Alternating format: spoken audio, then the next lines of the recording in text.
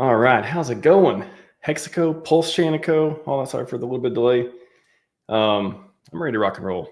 I've got an exciting stream for you. Jexxa's back. He came for Hex Week and he came back. Stuff going on with Vouch, and he has one of the most interesting perspectives, I think, too. If you haven't seen the Beyond Hex and PulseChain 2025 and beyond, he really gets into a lot of different pieces of the ecosystem that we just don't see every day. And I think he's back there building and doing a lot of stuff there, probably talking to a lot of builders. And so really, if you want to hear someone who has an inside, not inside information, but inside view of what's being built and what's going on in PulseChain, all the bullish stuff there, that's somebody who I'm excited very much to talk to. So without further ado, welcome back to the show, Jexxa. Hey, buddy. Thanks for having me back on. It's been a little while. It has, man. It has. It's. I know that those time zones, man. There's only certain windows, and yeah, you're far away from this coast at least. Yeah, I'm basically a time traveler. Yeah. That's how far away we are. Well, it's awesome. I mean, like when we see the globe of PulseChain validators, we know we've hit all 7 continents, or all six and a half. We'll see. Do we have any validators on Antarctica? Any evidence of that yet? Oh, I don't know. That'd be a good place to start something, wouldn't it? Can we gift a scientist one? Can we gift a scientist? Yeah. Anybody know any scientists down there? Well, maybe the aliens are firing up a couple down there. That's where they live, isn't it? That's true. Well, some say the North Pole, some say the South Pole. We don't know, but I'm sure someone in the chat knows. They'll let us know.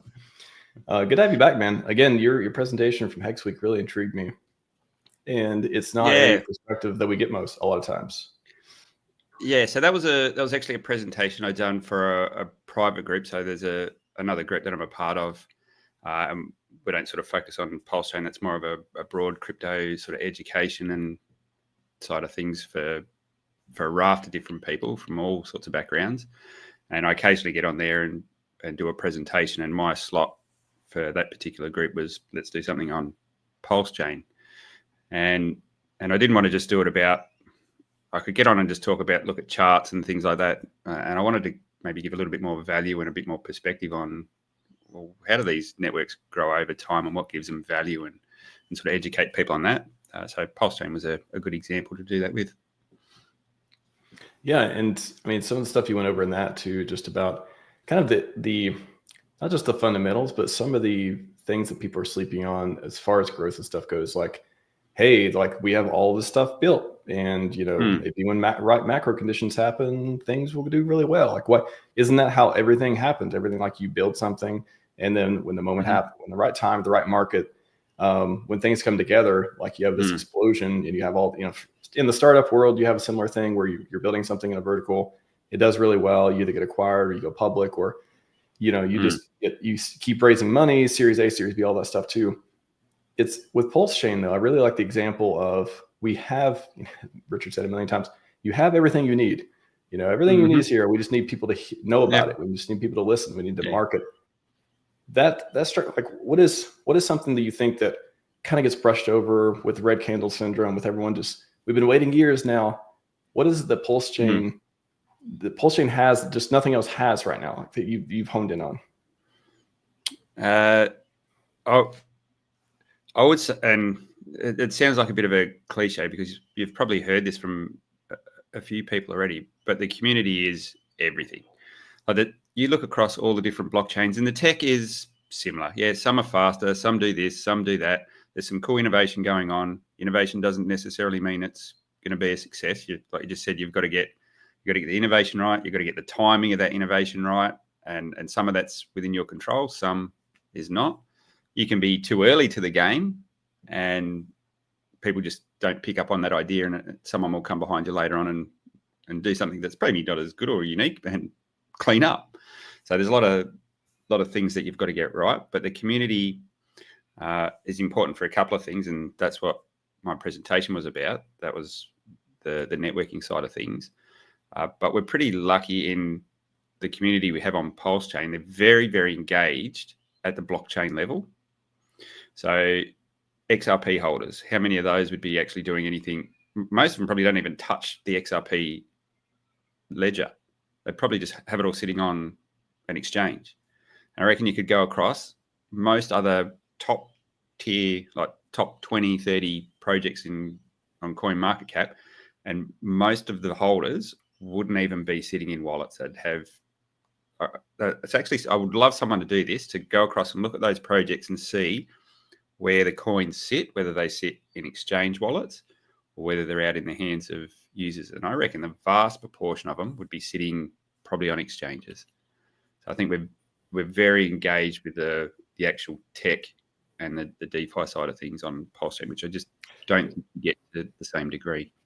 Is that pretty inherent with like DeFi in general too? Like, I mean, PulseChain, again, we embody this DeFi principles and all these products and stuff built on a lot of things, fork from Ethereum, some new stuff as well. But it does, force you to, touch the money, use it, use your PLS to do something. Put in, you can put in protocols, you can validate, you can, do all these different pieces with it. Whereas, like you get XRP and many other coins, they're just, a lot of them may just be sitting on the exchange, just pure speculation. Like, but with when PulseChain, you can actually use it to do stuff, see it grow, turn it into other things over time. That's such a powerful piece for people. I don't know. I just think the community just is not. It's not sinking in. It's just maybe the price performance just overshadowing everything. Like, does that just fix it all? Everybody, oh yeah, I actually do have a great chain. Once the price goes up 10x. Yeah. The tech always improves 10x when the price goes up, doesn't it? Yeah, it's crazy. Like, we are, for better or worse, we've done it on hard mode in Hex and PulseChain, and we don't get easy listings and things like that. We're lucky to get listings on centralized exchanges. So what that means is you need to learn how to use the tech properly, get on chain, and you've got to do that from day one. So it is a steep learning curve for people that are new to the space, but once they're in, they'll realize, oh, okay, this is not that scary, and you can actually use the tech. And I was thinking about it this morning, just before I got on here. I haven't used a centralized exchange rarely for the last 3 years or so. Like, I can now pretty much do what I need to do. And this is one of the big innovations that's happened across the board in crypto. I can I'm across all different chains, and I've rarely touched a centralized exchange. Rarely. And it's that one's actually snuck up on me. It only really sort of hit me this morning, because my big thing was last cycle, we had DeFi Summer, and the big thing that I thought was the major tech that came out of last cycle was Uniswap. So that got built in the bear market, and then all of a sudden this Uniswap thing pops up, and that was a literal game changer. That meant you could exchange tokens on chain without having to touch a centralized exchange, which was just crazy. That opened up the whole world of this DeFi, where we've seen a Cambrian explosion of tokens and things like that, for better or worse. But it just meant that you didn't have to go to a centralized exchange. However, if you wanted to go from, say, ETH to Binance or to another chain, you still had to route through a centralized exchange. And the thing I've been saying for the last couple of years is that's the nut we needed to crack this cycle, is if we can get cross-chain swaps working really well, that would be that was the next tier, because then you can actually get all these communities working together and talking together, and they're not on isolated islands. And I don't think we've got it perfect. Like, you can't do like an atomic sort of swap yet, but we've definitely opened up a lot of the bridges and the avenues so you can navigate around these chains. Maybe not ideally is what we would like. There's still a little bit of trust in there, but the fact you can do it is a game changer in itself. And that one, sort of snuck up on me this time, to be honest. Yeah, it's so funny. Like, I think, and maybe, I don't know if her experience is unique in this or not, but yeah, the last few years, ever since Uniswap, ever since just started, I didn't use Ethereum. I remember when Hex first came out, it was like, I was trading the Bitcoin pair, and I was like, oh, it was at 2 Satoshis, and I was like, oh, is it ever going to hit 3 Satoshis? Is it going to go down to 1? Am I going to have to start trading the Ethereum pair? I don't have any Ethereum. I don't know. Like, God, I got to go, do all this exchange stuff. It's ridiculous. But it's like, hey, when you first get into crypto, especially like back then, 2016, 2017, 2018, you sign up for all the exchanges, you do all the, you get all the stuff there, like that's your wallet, or you go download whatever client they have and you sync to blockchain, or everyone, there's all the proof of work chains and stuff back then too, and all the different explosion and stuff there. But yeah, it's centralized exchanges to me these days are just, I use the minimum amount for fiat on ramps and off ramps. That's it. Like I don't even, nothing else appeals to me. There's nothing to use them for it anymore. The only use case they've still got really is if you're a degenerate trader, because let's face it, they've got better, like probably smoother order execution because you're taking the blockchain out of it. They've got limit orders, trailing stop. Like you can do a lot more from a trading perspective, the leverage and all that. Right. Which, if you really want to do that, you can find it on chain. But they're probably, if you want to move quickly and go between all manner of things, they're probably still a use case for them. But it's a use case that I don't need. Like I don't trade, so yeah, I'm with you. I'm like, I'm not. You can tell I'm not a trader. I don't. What is central exchange? I don't need an account on any of this stuff. I just need to move my money back and forth, and then my money's on the blockchain, and I do whatever I want. There from there. Yep. So I think that's something that PulseChain, again, it's this. There's so much this uncertainty, so much of the macro happening, and all the ups and downs and PulseChain stuff too. But if you zoom out, realize like there is these principles, there is this mission, there's this, this community is like no other, with ups and downs and better, worse pieces of it too. And all this pent up energy, growth, adoption, building happening. I think that's what I really want people to see. And it's not just, you're going to have meme coins and people can play those games too. And you're going to have NFTs, you're going to have all these different pieces that are on it. But what I'm interested in, what I love the most is DeFi. And there's a ton of that being built, that has been built. And, we still haven't heard from Alex very much. Every 6 months we get a tweet or something. Yeah. I every now and then I drop into the group and go, no, I haven't seen him for a while. Yeah. I reckon he'll come out of left field. He'll come out and drop something. Like he's a builder by nature. So he'll just sit there and build in the background. He doesn't need all the attention, and he'll drop something when he's good and ready. Yeah, I'm excited. That's one of the one of my favorite builders on PulseChain too, and that's that to me that is so bullish that we haven't we could tell he's still active, as in like there's a fair assumption to be made. He's still building, he's still working on big pieces. Again, you showed stuff before of data centers and talked about a lot of different ideas, and we've heard updates at least a while back on different pieces, and recently got to know more about Sigma and that project, and we'll see when that launches. But it's that piece where I don't know, have we lost the value for potential? Is it just like this word that has just been devalued over time, where it's like, no, I'm tired of waiting. I don't care if we're building the greatest thing on earth. I need to make some money now. And it kind of takes away from the message of like what this chain can do that we all know can do. We can see it can do it. We can put all the pieces together. You just gotta wait. But like, why is it taking away so much from PulseChain? Yeah, like everyone. Yeah, it is funny, isn't it? Everyone's so fixated on price, and I get it. Like you come into this space primarily because you think you can make a dollar, and that's going to be your leg up against the system that's stacked against you. So I get that people, their primary focus is on number go up, but when you understand, like for me, not everyone's the same. Some people they'll get in, they'll make their money, and they'll disappear, and they'll sail off into the sunset. That's fine. I had a chat I was on another stream the other day, and I went on a bit of a tirade, and I started spewing something, and one of the guys in the team turned it into a quote, and I actually hadn't even realized what I'd said at the time. So there's a tweet kicking around. I'll bring it up in a minute. But yeah, we've basically been handed this blank blockchain that we all get to start crafting in our own vision of what we want the world to look like. So for me, I think it's really important that you grab that by the horns and you actually build the world you want to see. So that's what excites me about PulseChain is I wouldn't even make a dent on Ethereum because it's a big ecosystem. It's entrenched with all the ETH bros. Yet on PulseChain, we can start to do our own work and carve out something a vision that we want to be a part of. So that's sort of what I like about it the most is, we've been handed these the keys to go and create something. And we're lucky. There's a lot of good people in the community that are doing that. Well, what got you into PulseChain in general? Like, did you come from Hex? Did you come from for PulseChain? What's your story coming in the ecosystem? Yeah, I won't give you the extended version. I'll keep it brief. So yeah, my background was in IT security. So I'd done that for, I don't know, let's call it 12 years or so.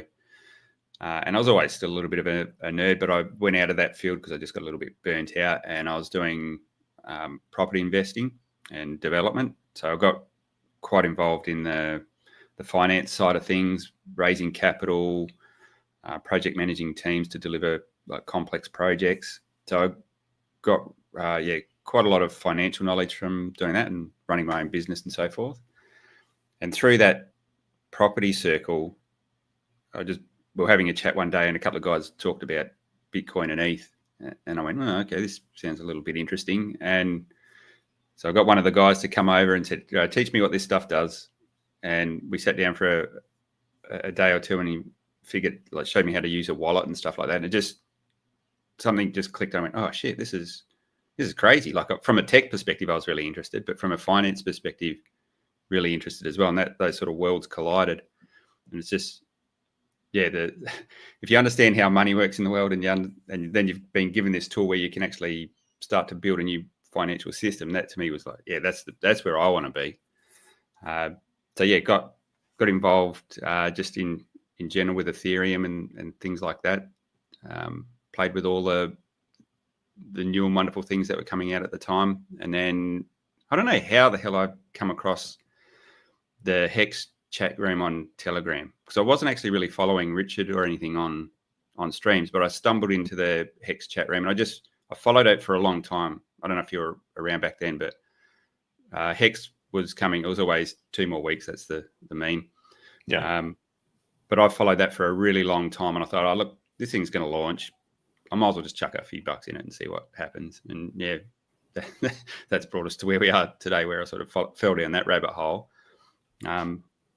Was lucky enough to be early in Hex, and the core community that was formed around that was pretty instrumental to where we are today. Love it or hate it, you can call out all the maxis all you like, but there is still that core group that are still around and they're still doing their thing. And yeah, that's pretty important when you see that is that core of that community that was formed. And what do you think? So I also get your perspective on PulseChain launch. So especially since you've been around, during the Hex days, we're waiting forever for PulseChain to launch.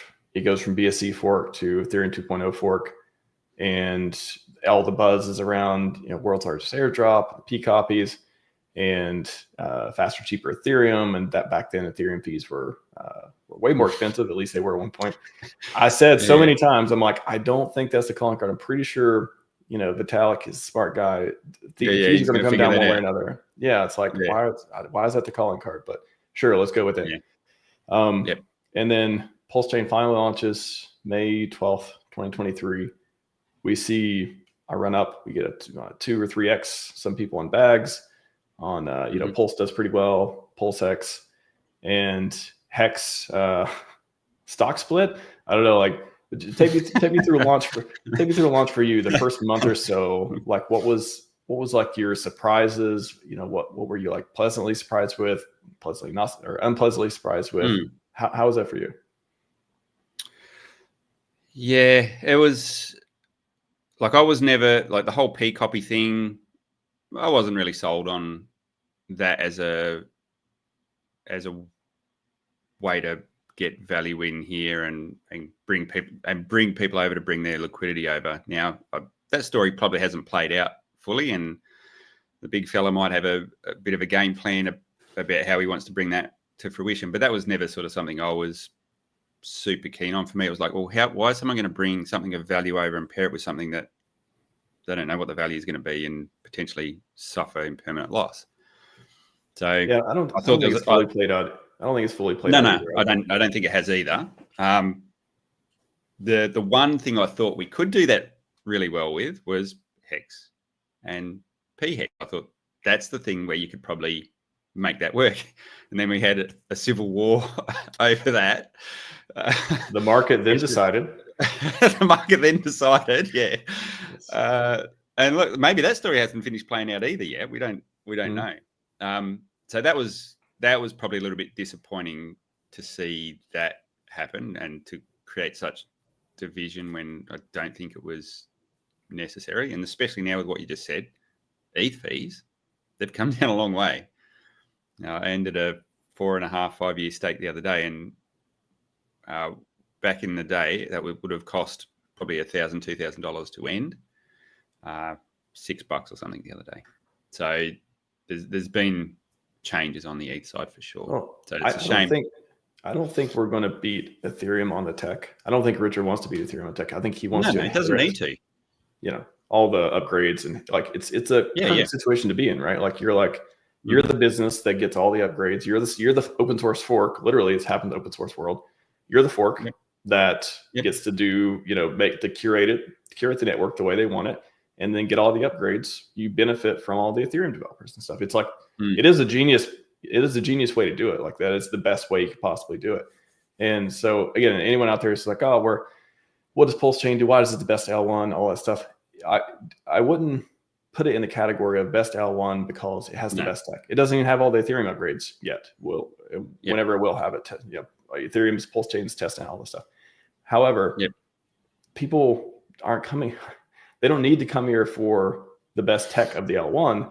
They can come here for cheaper, faster, lower fees. They can come here for early Ethereum. They can come here for to build, like you mentioned too, to be noticed, to have a community that actually supports them and all that stuff too. And we can still benefit and grow and come for Richard principles, like whatever you want.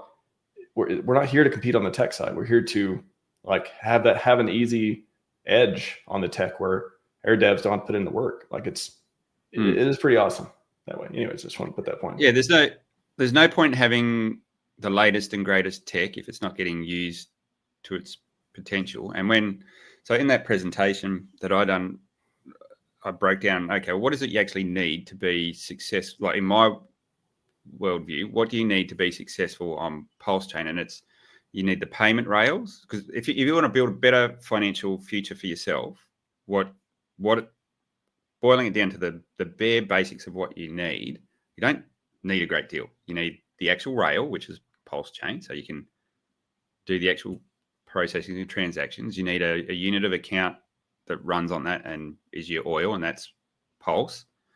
We had that method of exchange where you got your PulseX, and then somewhere, because if you have the same thing happen on ETH as on PulseChain, where the price of Pulse goes up stupidly and then it becomes too expensive to transact, that's not great. So it's good to have a tool where you can have it go up in value, and that can be your wealth store in something like Hex. So that with those tiers, I think to be financially free, that's pretty much all you need. Like that's the bare basics. Now, everything else you get on top of that, lending, leverage platforms, better or worse. What else have we got? Well, privacy, hopefully TBD. Yeah. So privacy was that was the thing that we haven't quite got yet. And to me, that was if privacy came along, I'd be like, that's the full deck. Like I'm happy with that. I don't need it to do much else. That gives me the privacy. I'm isolated from the craziness that's going on in fiat money printing world, where I can transact, I can save wealth, and then for it to be truly successful, it's okay. Well, now how do we get a wallet in everyone's hands? Because that's the important thing. You can't be on an island. You need to have those nodes connected together so that you can actually transact this stuff. And once you can actually move value between person to person, peer to peer, that means you can bypass the system as it exists today with banks and things like that. So I think that's all. We've got the core there. It's just you need the people. And I think that's that Richard realizes that. That's why he's doing what he's doing. Have you dug into Railgun or any of the privacy tech that we could be getting over here? So I looked at Railgun a long time ago. The actual one of the core devs lives in the same town as me. So yeah, I've been aware of Railgun for a long time. I when it was just getting started, I knew about it, and I can't believe how big that's gotten now. That is crazy. They've done really, really well over there. I know Vitalik is a massive supporter of them as well. Uses it quite extensively. Yeah, getting that sort of stuff. And I think some people have said that is working on PulseChain. I don't know. I haven't tried to use it. So there might be like the forked version over here that I haven't seen Railgun on PulseChain. I've seen LibertySwap talk about doing Railgun on their platform, but I haven't seen a fork of that implements Railgun on PulseChain yet. Yeah, I mentioned it I was on another stream. Yeah, I was on a stream or something, and someone piped up and said, yeah, it is actually usable on PulseChain if you know how. Okay, I haven't bothered to mess around with it. Maybe it is, maybe it isn't. The cool thing about Railgun is they are, the way they govern their protocol, it is, if you wanted to get a fork of up and running on PulseChain, you could go over to their community and submit all the code and put it into the DAO for a vote, and it is a proper DAO. So if it gets enough votes, the code will get pushed. But the history of that guy that I mentioned, that is one of the coders, he was originally on Richard's dev team when Hex was first getting built. So there's a bit of controversy there. And when I had a chat to him, I don't think he was keen to help get it on PulseChain. So I think a vote, and that's why I didn't sort of pursue it. I think a vote over there wouldn't get up, because I'm sure the founders over there hold enough coins to be able to keep a vote in check, I would imagine. I thought I researched this, and like you could just deploy Railgun contracts on PulseChain and use it. Maybe it's more complicated than that. Yeah, you can. Yeah, and it's basically what it comes down to is you need the wallet makers to integrate it all. Is effectively what you need. So you're talking about using the Railgun wallet, like for them to support PulseChain, or for Railgun the tech itself to be on PulseChain? So there's two things. So for Railgun to be used by, say, Internet Money wallet, they've got to obviously build it in and build the tech in so that it communicates with everything. That makes it nice and easy for people to be able to use the Railgun protocol. In terms of, well, there's a fork of it over on PulseChain already. It exists there. You can get the token on the PRC20 token exists. So that sits there. Now, whether or not it's functional, I don't know. And that's where you could maybe do votes and things like that. You may even be able to vote on PulseChain, I don't know. But a lot of their voting in terms of getting, what I would have preferred to have seen is not a fork run by a different team that's fired it up, but support from the Railgun team. And that's what I was trying to get was, okay, can we get these guys to come on board and actually via their community, we vote it up and it comes across. But it didn't seem like the will was there to want to see that happen. So I was like, okay. Gotcha. Maybe you could I've seen some conversation with Railgun and PulseChain. I'm trying to Lewis up here. We don't need Railgun deployed natively in PulseChain. Existing Railgun Ethereum is sufficient. Just there's no direct bridge between PulseChain and Solana, yet transfers still happen through Ethereum and PulseChain. Same way Railgun and PulseChain flows with primary route through Ethereum. Okay, so apparently you don't even need to deploy natively on PulseChain to use it. Sounds like according to LibertySwap here. Yeah, so it says like they're going to route around it. Yeah, I mean, when I first looked at it, I know they have a wallet on Ethereum. And I thought I saw like, okay, if you deploy the contracts, you could start building and start using the contracts. And of course, any tech you build could use that on the blockchain too. Didn't even think about you could, somehow have a bridge between that. So interesting.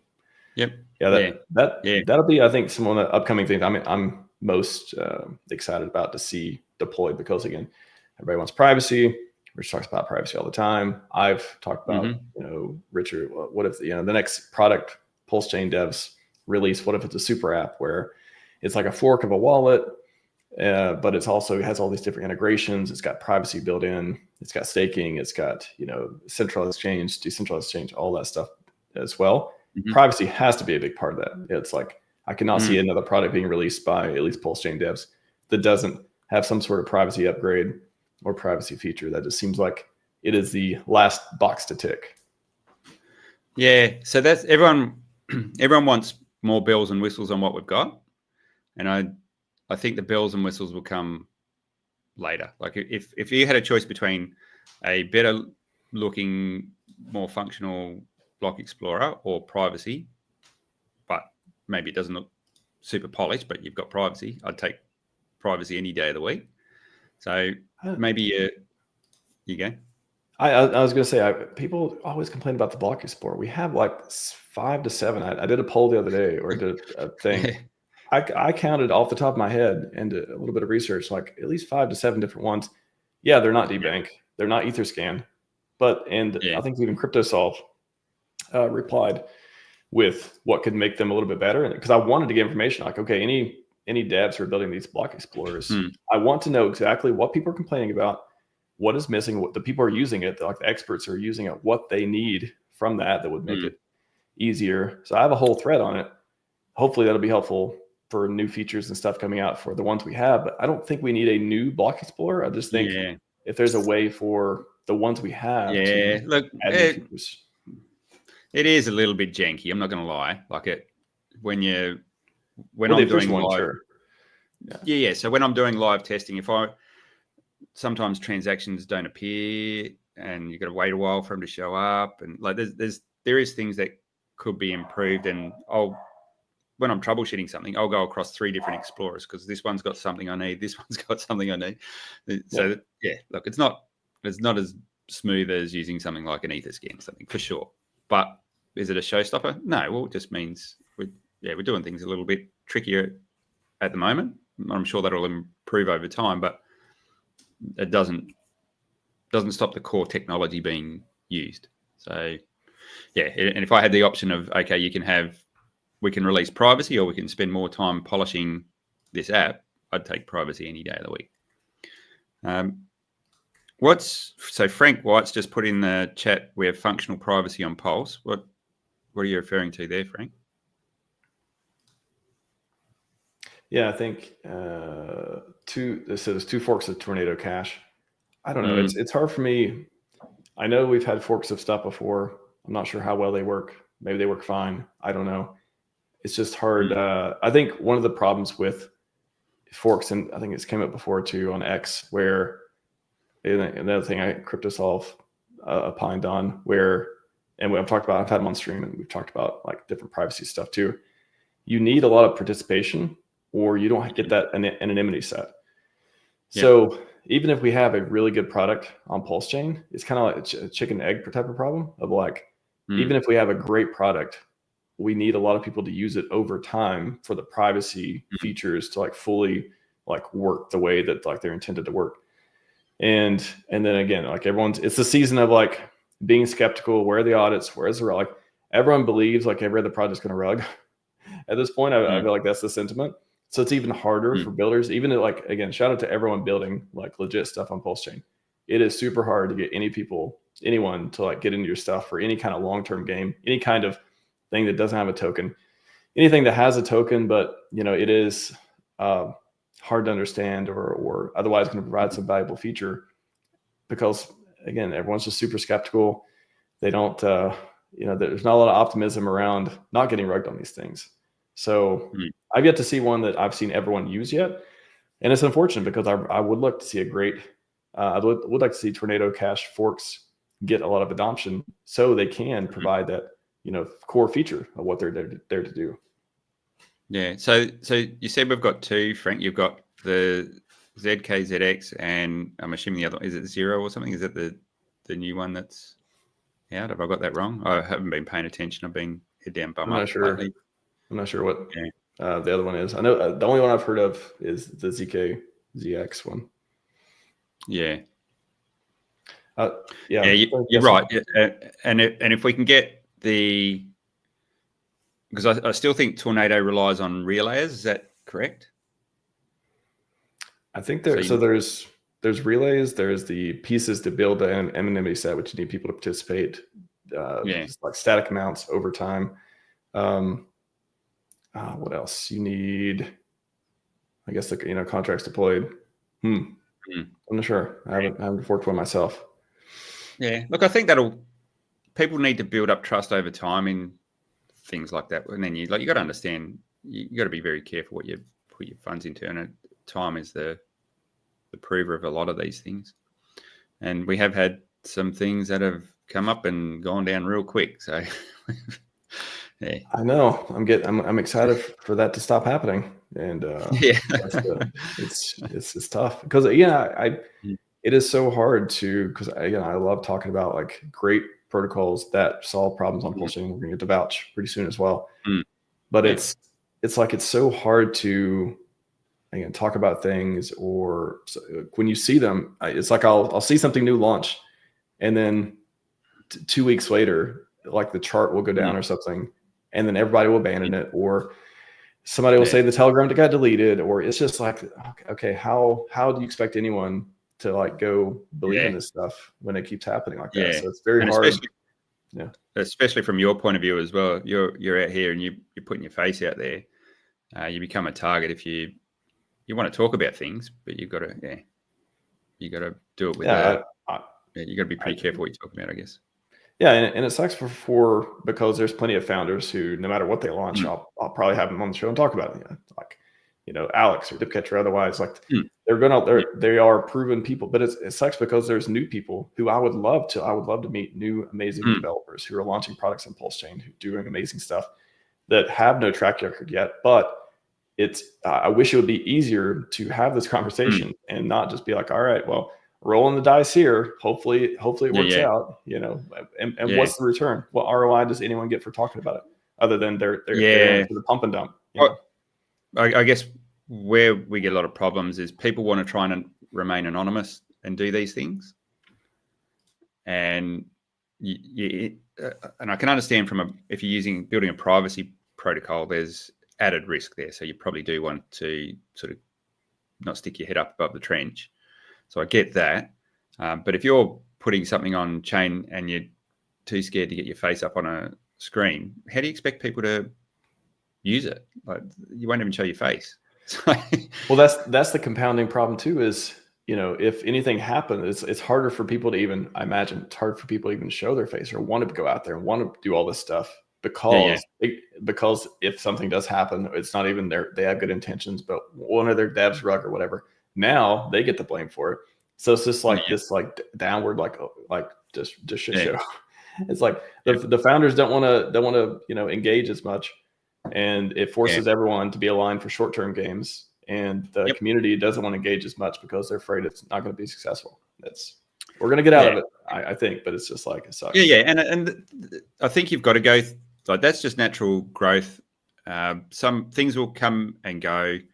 You've just got to hope that if they fade away, that's fine. It's when they lose funds, that's when it's more of an issue, when there's hacks and things like that. That's never good. You don't want to see that sort of stuff. But for things to sort of phase in and phase out, that's just to tie the knot on the block explorers too. This is the question I posed. What features Etherscan and DBank have? That's the two that everyone points to. Oh, we need this on PulseChain. We need this on PulseChain. I get it. I'd love to have them too. One is very expensive, I've heard, and the other doesn't support us because it's probably expensive too. So we don't have them. If we could have them, or some kind of fork or something similar, what do we need there? And again, you're a name like Apex, Midgard, Lightbeam, Frinkapal, 9am, bunch of different ones that have different kinds of block exploration in some way. And CryptoSolve's response: decent filtering and CSV export that actually has all the relevant data. It's basically what DeFi was making up in the absence of decent block explorer. Then that's the big. So apparently filtering, I did love the debank interface for that. Will we get rebanked one day? I don't know. Maybe. So recently I tried to do an airdrop set, and if you went to each block explorer, totally different results on who your holders were. That's an issue. Like and then, which is fine. You just build a script and you've got to pull all the data direct from chain, but you shouldn't be having. Can only get better. Discrepancy. You shouldn't have discrepancies like that. Yeah, and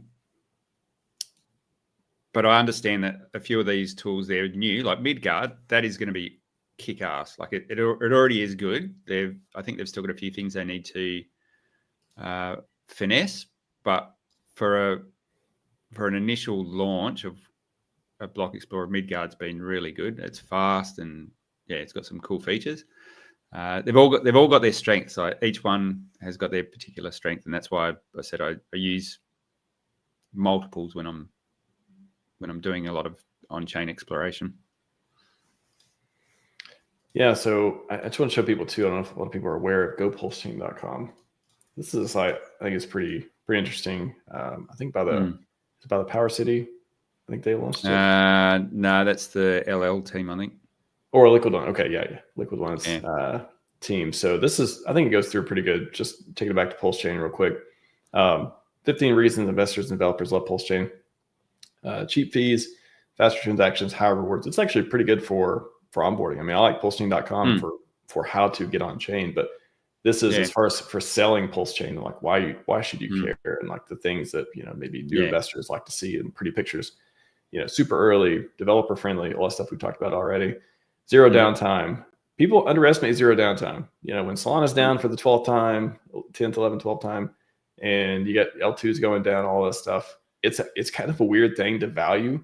Like to me, I just assume, of course it's up. Like Ethereum's never down, PulseChain's never down.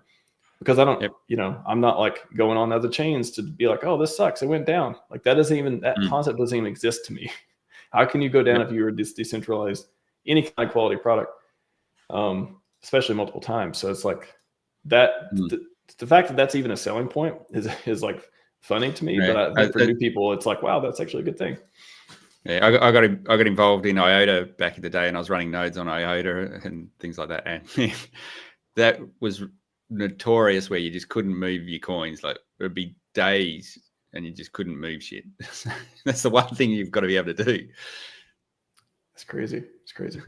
Better scaling, bullish ecosystem, decentralized security, passionate community, no middleman, personal freedom, positive cash flow, rebellious founder, futures. Yeah, I mean, I think it's a great piece for onboarding, and all these pieces.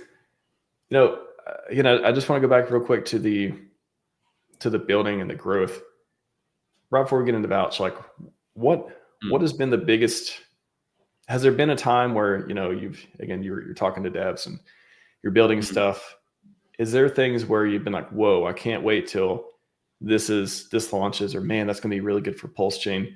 What makes people building on this chain, and again, building, maybe it has a token, maybe it doesn't have a token, but they really seem aligned for this long-term vision. They're putting their capital in, they're putting the time, they're putting years and all this energy into PulseChain for a reason, right? Yeah. So the two things I touched on with the presentation I gave with the PulseChain beyond 2025 sort of value drivers, the two big things that I thought were important was one, Metcalfe's law, because that's how these networks are valued, and that in a nutshell, the more what they call nodes, or think of that as users, the more users you have on a network, the more value the network is, but it's exponentially more valuable. So every time you add an extra user, it doesn't just go up by a little bit, the value, it grows exponentially. So if you add a bunch of users, massive growth. That's just you've got to have those people on there and using it. And you would think if they're using something like PulseChain, they're bringing dollar value with them to the chain. So they're buying Pulse and they're using it and probably buying other assets. So you've got the network effect, dollars coming in. And then the other side of that equation was the human capital. And that's what I think everyone underestimates on PulseChain, is how much human capital has been injected into the chain. We've all been around for 2 or 3 years now. I don't even know how long it's been, but we've sort of been decades prior to launch. Decades. Decades. Yeah, it feels like it. So there's a lot of, so you mentioned it, people are injecting their own money. They're injecting their own time. Just by virtue of everyone sitting here listening to this stream, they're injecting their own time and their attention. So that's all human capital that's getting injected in. And we are in an attention economy. That is, for better or worse, that's one of the big value propositions in today's world is, can you get people's attention? So you can't underestimate what that's worth. It's a very, I don't know, you hear like, oh, you all are delusional, like, are you wasting your time, like all this stuff. I can't, maybe if there was 50 or 100 people in the community and it did feel like a cult. It doesn't feel like a cult to me. It feels like there's just a bunch of people here who want to win, and they're not going to give up, and they're going to keep trying until they win. And it'd be different if it was just like a smaller group of people and there was like, some kind of weird rituals and stuff like that too. But there are thousands of people. I mean, how many holders of Pulse are they? I mean, how many sacrifices were they? It was like, I can't remember what it was. I think like tens of thousands. So I think for Pulse it was something like 27,000, and for PulseX it was 100,000 plus. I think I can't remember what the number was now, but it was the PulseX one went up substantially more. Now I don't know what that's translated to people on chain, and you never know how many wallets someone owns and all that sort of stuff. So it's very hard to get a picture on that. I think someone said we have on average 10,000 daily users, and you go, oh, that's not many, but you've got to imagine there's a lot of people that they hold the assets, but they're not transacting every day. They just brought it and walked away and gone on with their life. But relative to, like, you look across it, like the TON network, that's like they must have hundreds of millions of users that could potentially be on that network because of their application and everything, the reach they've got. We do more volume than them. So it's, we're actually batting out of our league at the moment. I think we're doing really, really, really well. And people don't see that because price has been crap, where there's infighting. We're a very engaged, active community on Twitter, and that brings about a lot of different voices and opinions, and you're going to have disagreements. That's fine. That's any successful community looks like that. And it doesn't matter whether it's even within your family, you start adding more family members, you start having more arguments. You part of a team, you get different personalities. You're part of a city, then you've got competing interests in a city, and you end up with conflicts and things like that. But you're all humans by their very nature. We're very tribal, and it starts off at the nation level, city, suburb, like we right down to your domestic bloody sporting comp you play. That we're very just tribal in nature. So you're going to have those sorts of things, and it's not actually a bug. That is actually a feature of a community. So all the bickering and stuff you're seeing going on Twitter and calling out and whatever, that's a good sign. That is actually healthy. That means you've got a vibrant community with a lot of engaged people. So you got to look at the positive to that. Well, if you take price out of it, I mean, literally, I think so many more people would be, instead of bickering and fighting and all this stuff, they would just be. It may be like definitely more respectful, definitely more like less intense and all that stuff. But it would probably be over, what is the best thing, instead of like, oh, this is not going to work, and instead of like, y'all are dumb and RH is idiot, all that stuff. It would be more of like, I think that it would shift to be more of like competition, where like who's going to get the first 10,000x the first again, all that stuff. So I don't know. I don't like to see it. I get it though. I think it is just about price. Yeah, definitely. But it's like a family. So you can punch on with your sibling, but if you're in the school ground and someone has a go at your brother or your sister, everyone will stand, like that family will unite and stick together. And we do that. You see that all the time in Hex. Like there'll be internal bickering, but if someone from outside the community comes and throws shade, everyone's like, what? Jumps on that person, and they'll rally together. Nobody's checking the thread. Nobody's checking the thread before they reply to see if there's some group they don't like in there. They're just like, nope, here's my response. Yeah. That's right. Yeah. So that's just the way humans work. But you're right. Green candles will be uniting for sure. I think it even shows, as my final point on this, I think it really shows the strength, the commitment, the ability, not just for people who've been, I've been here, I've been streaming all through the bear market. Lots of people have been, lots of people have been streaming longer than me and stuff as well. I didn't start being active in the community until like 2022, early 2022. But there's tons of people who are still out there producing, doing all this stuff, no matter the color of the candles, no matter what the price is. Yeah. And that's gotta mean something. I don't know why everyone why is it so easy to just be like, oh, they're just like, it's such a, people's energy and commitment has been discounted so much in this community that it's just incredible. That it just shows like, come on, do you not see, like, if you're not seeing, you just don't want to see it. If you don't see the potential of this place, you just don't want to see it. You want to see something else.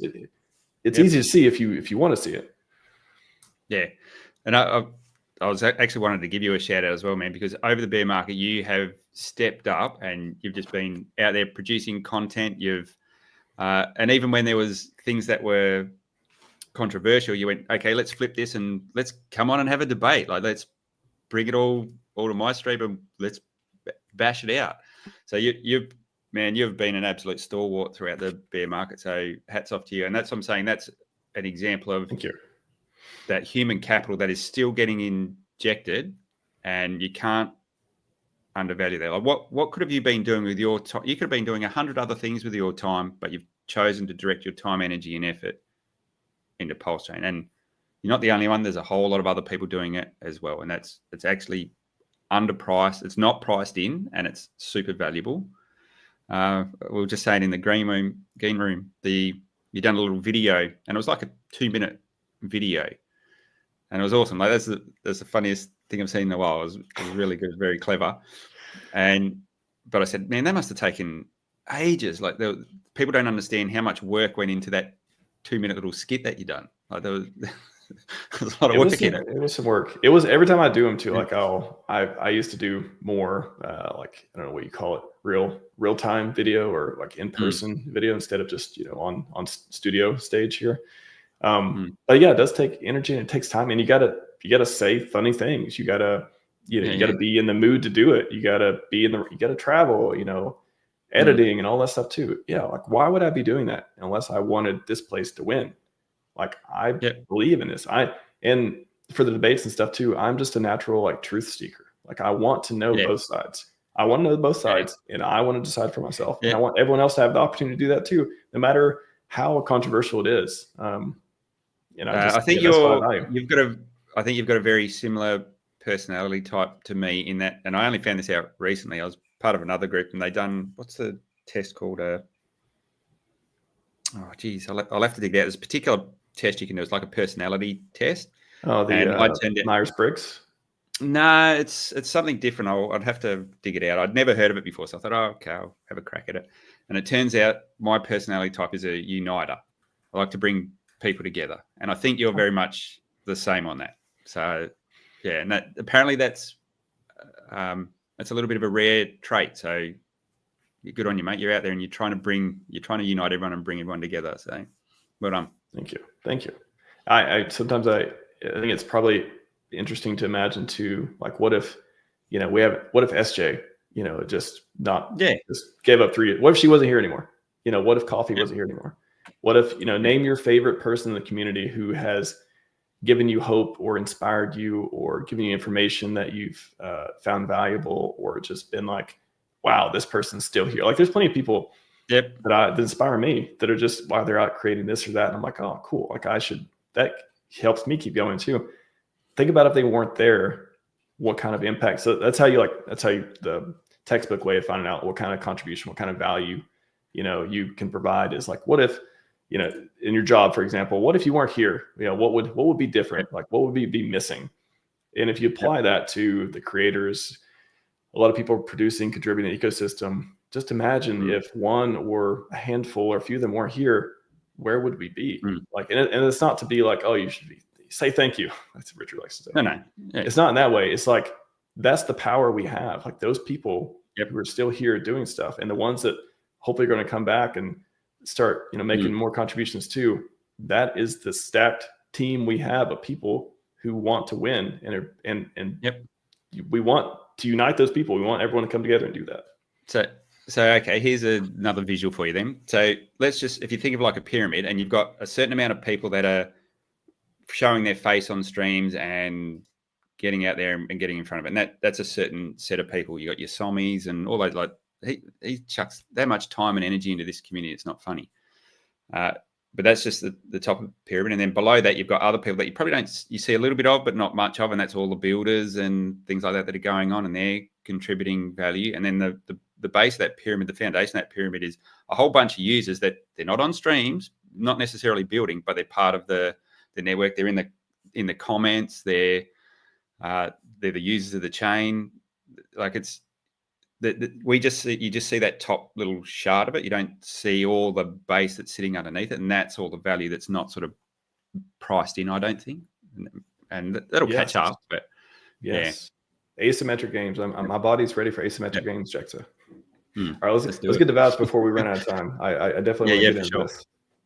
Okay. So I don't know if sort of people have been following what's going on with the liquid staking side of things on PulseChain, but I'm least informed about Vouch. I'm excited to hear, what I know. There's a few different options. I was going to show, on PLS charts. I see, number 3 on here as far as total staked. What is Vouch? What is Vouch? When did it launch? I'll click around the dashboard a little bit too, but what is Vouch? What I might do, I might chuck up a little diagram I've got, and I'll work through each of the components and give you a bit of a timeline of what we're actually done and what we're about. That might be an easier way to do it. Let's go. One sec, I'll share a screen. I'll put the link in the chat as well.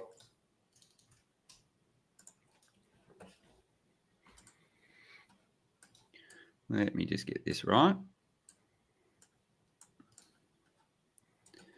And I'll get a nice little dashboard here too. Yeah, dashboard. That's all new. That's only a week old. Well, for the public, a week old. A little bit more time and energy I've been spending on that. Another question people might, I would be curious too, is once you get into the diagram and all that, is you got Project Pi, you got Validator X. There's a handful, a few protocols in PulseChain. What is there a difference between the three? Is it they're all different, all that? Yeah, there is. There's all a slight difference, and I'm not going to say I know everything about the other guys. Like I know a little bit. I know the general concepts, but I haven't spent a lot of time digging into the nuts and bolts of all of their systems, so I don't want to misrepresent them either. But yeah, it's actually healthy to have more than one option on chain. For you wouldn't want just one that is running all the validators. It's healthy to have that spread across all of them. So yeah. I'm happy to see it's healthy competition. Diversity of liquid staking systems. Yeah, exactly. And we all do things slightly different, and you've got to choose. You get to choose your flavor, and you can be part of all of them. You don't have to just participate in one. You can spread it across all of them and benefit from all of them. So Vouch started off with the liquid staking protocol, and that's probably what most people are sort of familiar with in the terms of like Rocket Pool and Lido on ETH. So we launched the liquid staking protocol side of things. And the way that works is, I'll get a little laser pointer up here.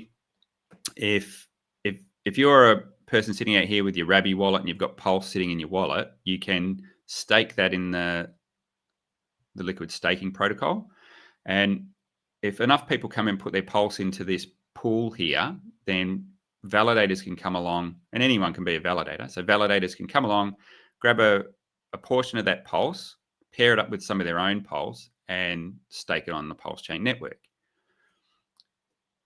And in return for doing that, the validators actually earn Pulse that's minted every day from the PulseChain.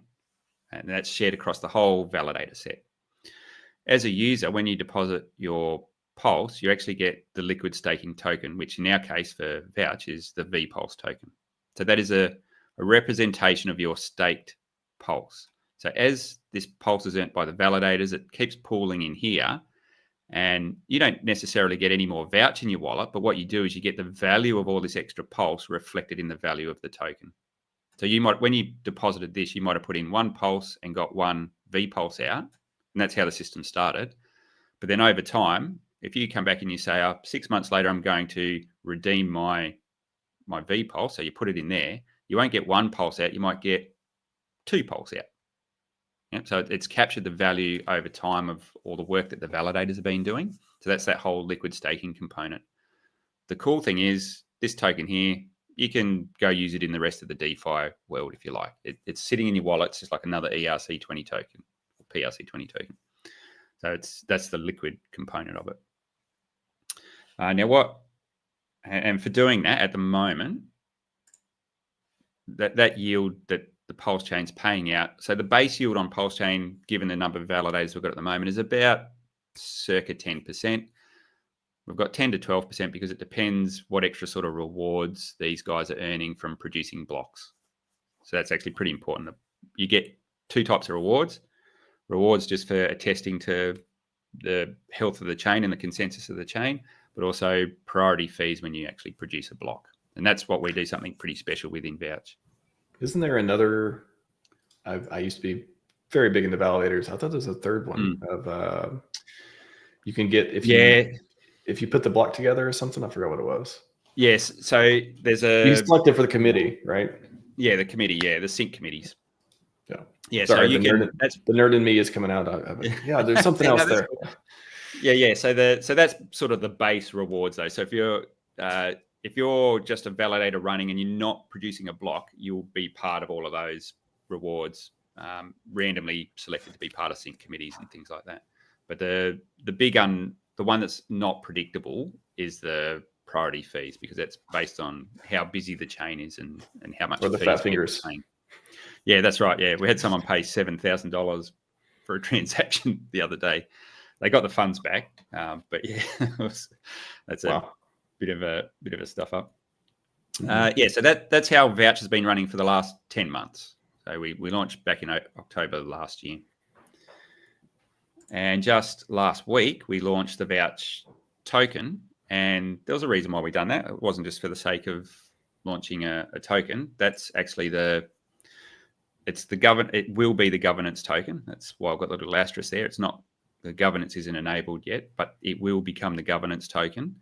But more importantly, it's the value capture token. So effectively think of it like if you own that token, I've got to get the wording right for this because you cross boundaries with securities and things like that. You haven't got shares, so don't think of it like shares, but you've got you get the benefit of any value that the system creates. It's built into the value of the token over time.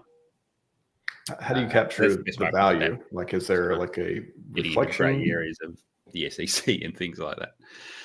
Yeah. So we launched. Yep. I was going to say, like, when you say capture value, is there like fees paid to it or something? Yeah. Like, I'll break that down because you talk about what do we do that's unique, and this is what we do that's unique. Okay. So as part of the launch of the Vouch token, we also launched what we call the distributor layer, and that's just a series of smart contracts that route value between the liquid staking side and the Vouch token side. So it basically connects the two systems and unifies them. And how that works is we've got 2 forms of real revenue that come into the system. So we've got the revenue that I've mentioned from the validators. So when that pulse hits the liquid staking protocol, the priority fees are routed into the distributor layer. And then we do some cool things with that in a minute. On the Vouch token side of things, there was no point having a token unless you make it contribute to the system. So we've turned it into what I call a revenue token. So there's buy and sell fees. But what we do with those, we treat the buy and sell fees as revenue coming into the system. So any trading activity, transfer activity on this token will put revenue into the distributor layer as well. And so now we've got this bucket of funds that we can start to do some cool things with. One of those cool things we do is we've introduced the concept of community validators. So this goes back to, okay, well, what's a vouch holder? What value is a vouch holder going to capture?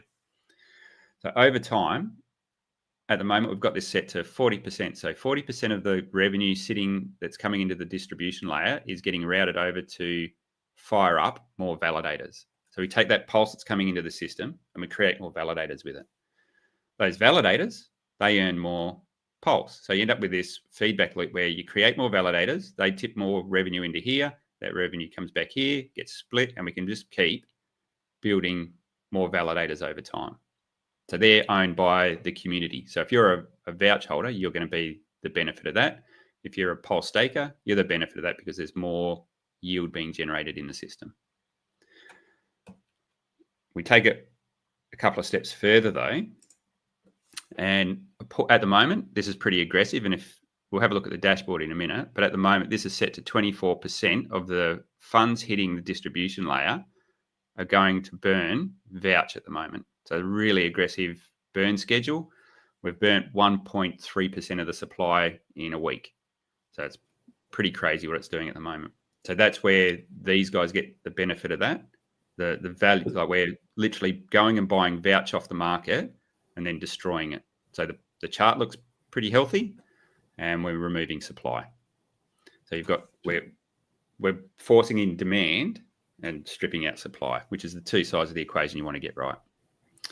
We can do that with vPulse, but we're not burning that at the moment. If we were to burn vPulse, then it would be reflected as higher yield up here for this particular user.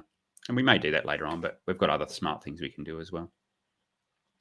And the other final thing we do that's pretty clever is we've got the ability to take either Vouch, vPulse, or Pulse and give that out as distributions to various players in the ecosystem. So holders, stakers, which will be a future feature, validators, and relays, which perform a particular role in the system as well. So we can actually unify all of these users and give them a share of the revenue that's coming into the system. At the moment, this is set to pass out 6% of the revenue coming in here is turned into, it goes and buys Vouch off the market, and then that distributes that to Vouch holders. So if you're holding Vouch in your wallet at the moment, you're getting a feed of more Vouch come through. And it's not, this is the important thing, it's not, the Vouch is not minted out of thin air. So all the Vouch that is ever going to exist exists now.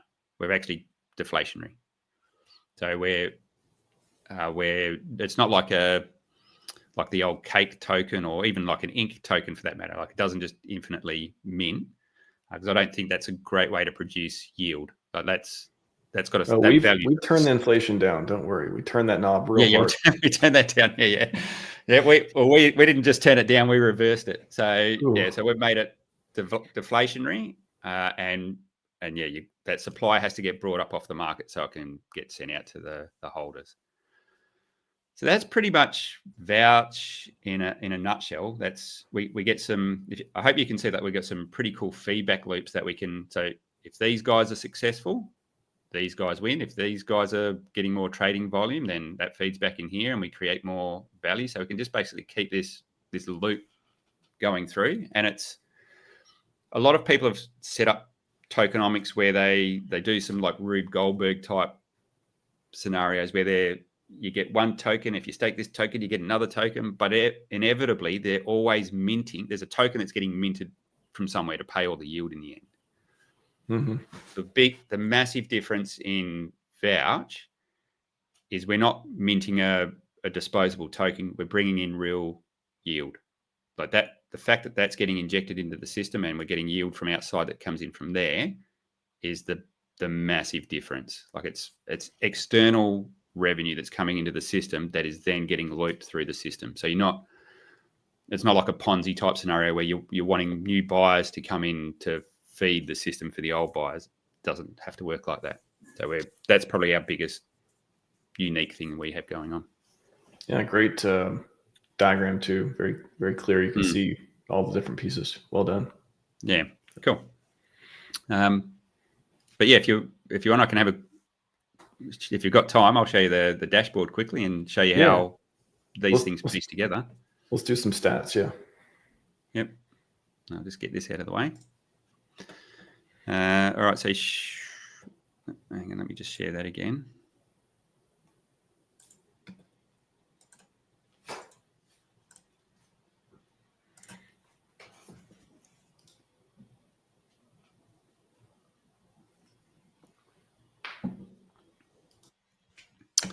So on Vouch, we've those two revenue streams that I spoke about. So we've got the Vouch token on one side, the liquid staking on the other side, and here's the revenue that's being generated from the Vouch token side of things, and here's the revenue that's being generated from the liquid staking side of things. So we're counting these metrics as of a week ago. So we just fired this up when we launched the token. That revenue and that revenue stream goes into that distributor layer that we talked about, and that's what we see here. That's where we're carving up all the various flows within the ecosystem. So the 40% we said is going to create new validators. That's where that's coming from. The 24%, this is going back to the people that are staking their Pulse in the liquid staking protocol. This is just like a safety fund. We've got the treasury, and we've got some voter relays. That's really just to cover gas costs. What the other important things is the reward pool. So that's where we said we can carve up Vouch, vPulse, or Pulse, and we can send that out to various participants in the system. So at the moment, what we've done is we've set, 30% of the revenue coming in to the distribution layer is going to our Vouch rewards pool. So what are we doing with that? We've set our buy and burn to 24% of a total. So this 30% drops down into this rewards pool, and then we carve it up further. So 6% to holders and 24% to the buy and burn. That's how that's all sort of distributed. And what you can see is that's how much Vouch has gone out to Vouch holders. So that's Vouch that's been brought off the market and sent out to them. And here, Vouch that's been brought off the market and destroyed. So that's what is reflected up here in the buy and burn. So that's how much we've actually burnt in a week. So like I said, pretty aggressive burn schedule. From the liquid staking side of things, what is interesting over here is our community validators. So back here we had 102, and all this revenue that's been coming into the system, we've been able to fire up more, and we've got, what have we got now? 137 validators. As this revenue from the token side kicks in, that also pushes up this white line here, which is the yield for liquid stakers. So you can see how both sides of the equation, the token generating fees helps the stakers. Stakers coming into the system creates more validators, which helps the token side of things. So that both the components feed off of each other. So if we've got a nice, healthy ecosystem going, we can generate some pretty good yields for stakers, but we can also do some pretty aggressive buy and burns for the Vouch token holders. So and if you come into the system, you can sit as a validator, a staker, or a Vouch holder. I'd like to think you come in and you want to participate in all parts of it. That way, it doesn't matter what's going on in the ecosystem, you benefit.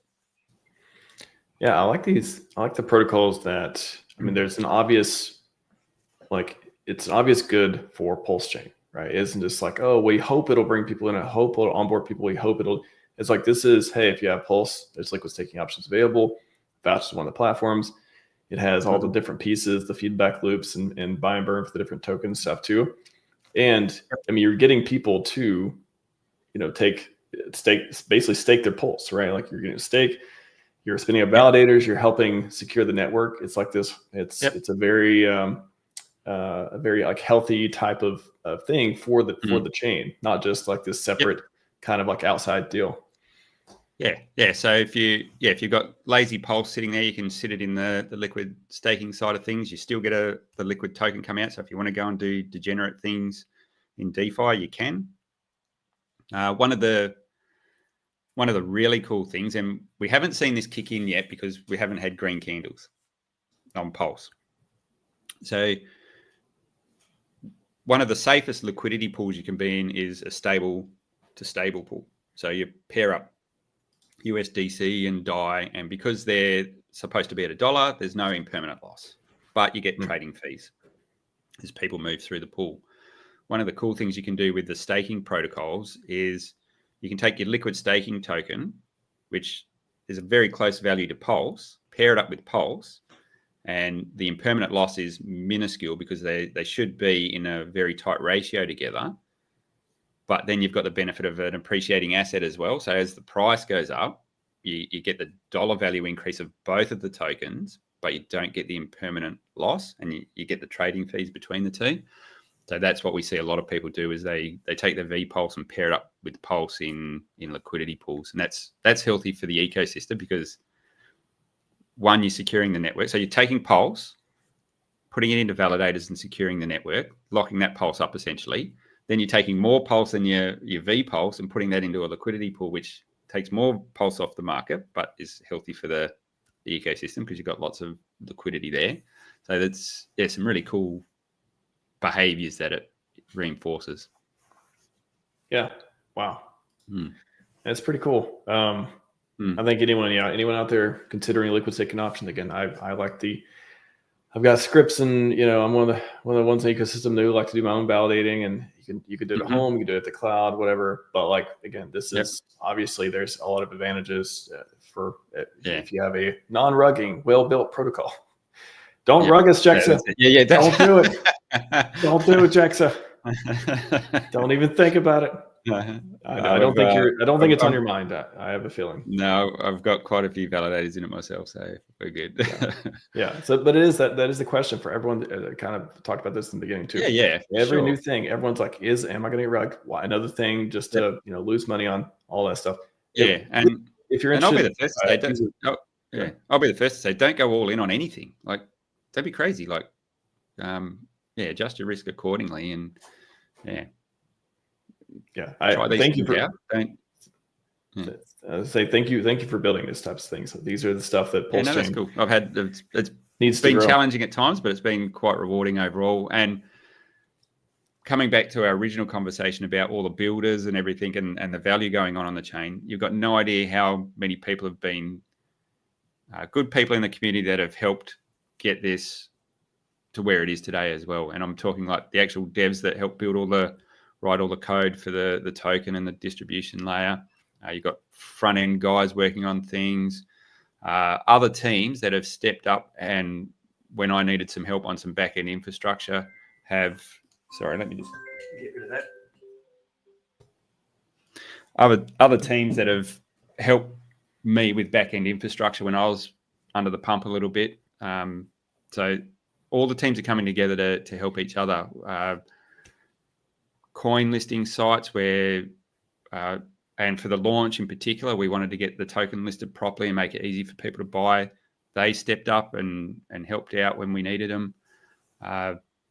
Liberty Swap guys, it's just been awesome. Like, everyone's helped in some way, shape, or form. So for all the back and forth you see on Twitter, understand that there's a core of people that are working together to make all this stuff happen. So it's been really encouraging to see that.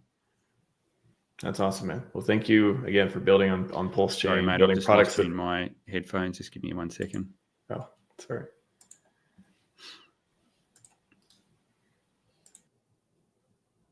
Oops. Rugged. We're back.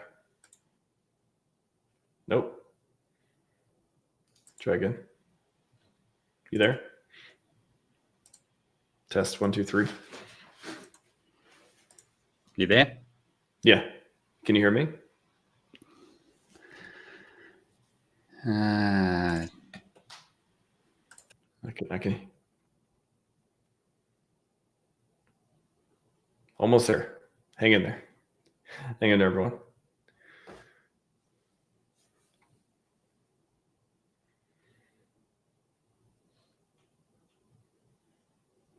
Can even add this to the stage, but Jexxa himself cannot see.